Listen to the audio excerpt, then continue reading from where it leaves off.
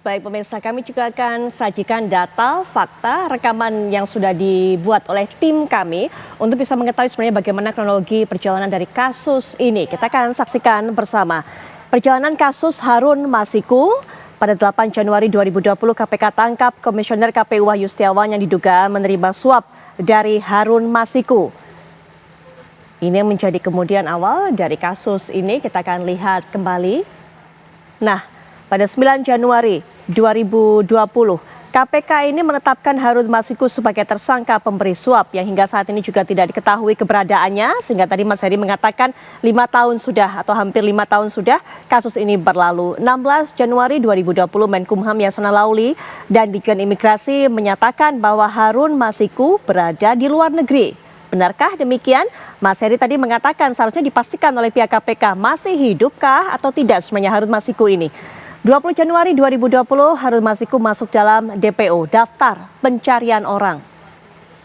Memang beberapa waktu lalu juga sempat dirilis bagaimana wajah terbaru dari Harun Masiku.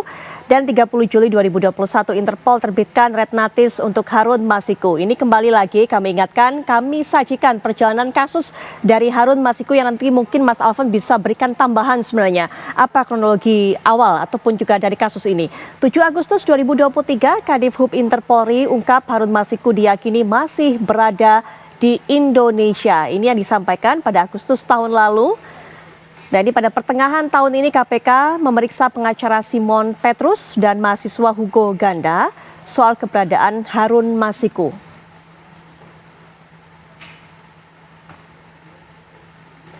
Juni 2024, KPK memang pernah memanggil Sekjen PDIP Hasto Kristianto terkait Harun Masiku.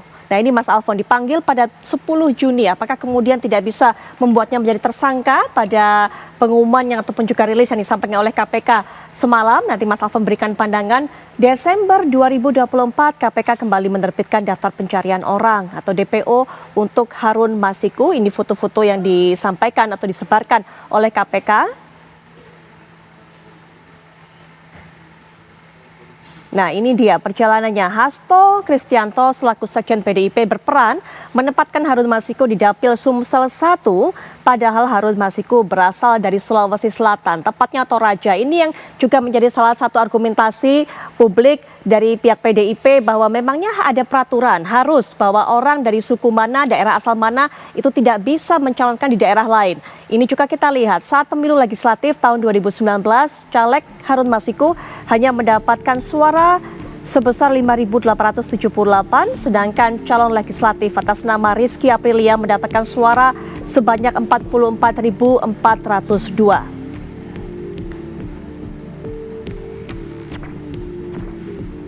Lalu, Hasto Kristianto mengajukan judicial review kepada Mahkamah Agung tanggal 24 Juni 2019. Setelah ada putusan, KPU tidak melaksanakan putusan tersebut sehingga Hasto meminta fatwa kepada MA. Nah ini mungkin tadi Mas Alfon pada saat jeda juga sempat Mas Alfon jelaskan kepada kita.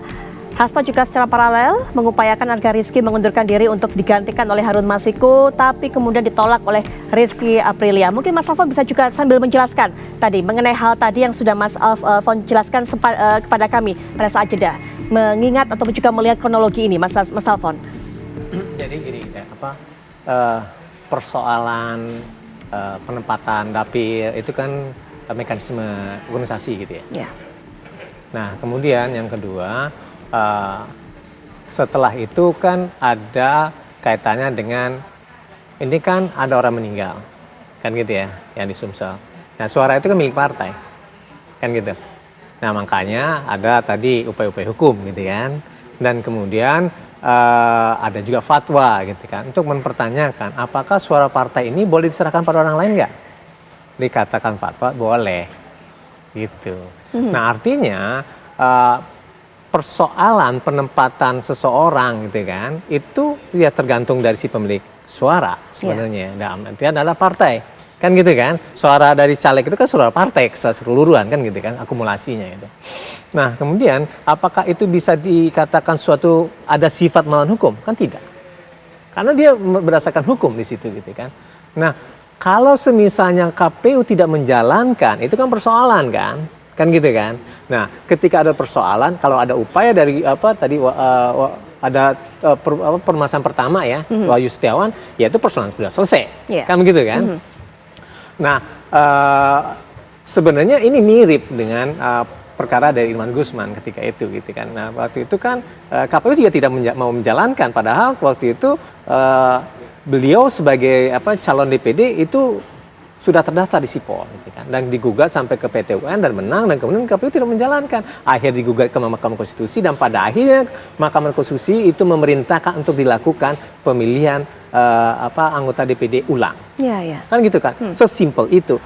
Ini bukan terkait dengan permasalahan pembiayaan, ini lebih terkait dengan bagaimana demokrasi itu berjalan sebenarnya, gitu kan. Balik kepada yang tadi, gitu kan, bahwa ini sah secara hukum, gitu. Karena sah secara hukum ya nggak ada persoalan. Dan kemudian kalau misalnya kita berbicara tentang apa yang ada dalam sprindik Wahyu Setiawan, itu sudah selesai. Karena itu sudah inkrah. Yang perkara nomor 8 itu sudah selesai. Dan di situ sudah mengatakan bahwa tidak ada dana dari Hasto Kristianto. Itu hakim mengatakan, pertimbangan hakim mengatakan ya. Dalam halaman 160 sampai 61 gitu. Nah, sekarang pertanyaannya gitu kan.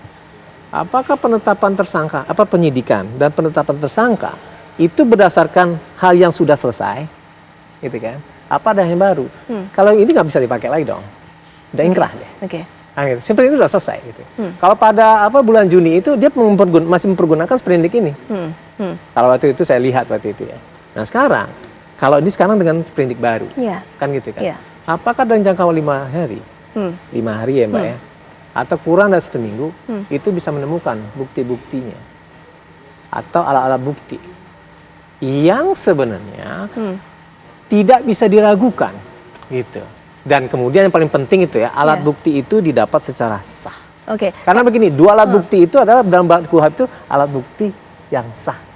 Gitu Baik, kan? iya. Tapi kalau kata Pak Yasin tadi tidak peduli berapa waktunya, cepat dan sebagainya. Ya, tapi itu tentang pasti sudah daluarsa suatu dugaan tindak pidana. Yang saya bilang itu adalah dokumen administrasi. Gitu. Nah, dokumen administrasi itu ya udah ini selesai. Ini yang baru. Nah, yang baru inilah yang akan selesai itu untuk Wahyu Setiawan itu sudah inkrah kan. Betul. Seperti itu. Tapi untuk yang lain terkait dengan itu yang belum ada proses hukum, kemudian pemberkasan untuk penuntutan di pengadilan dan belum lewat masa daluarsa, maka masih bisa diproses oleh KPK. Tapi terhadap orang-orang yang katakanlah terlibat di dalam kasus korupsi, suatu tindak pidana korupsi untuk particular case itu seperti itu. Jadi bukan kali pertama menangani seperti itu. Misalnya kasus Bank Senturi juga begitu. Muncul itu kasus yang baru itu menyangkut salah satu deputi dari BI itu kan juga lewat 5 tahun baru diproses hukum juga karena ada bukti baru yang kita di sini itu kita tidak tahu gitu loh. Menduga-duga juga boleh gitu loh. Iya, tapi dalam 5 hari loh Pak, apakah bisa mendapatkan bukti baru yang kemudian secara sah didapatkannya? Mungkin nggak sih Pak? Maksud KPK bagaimana sebenarnya selama ini? Nah itu kan yang namanya expose itu kan berkaitan dari minggu ke minggu, dari minggu sebelumnya ke minggu berikutnya sampai berjalan waktu lama.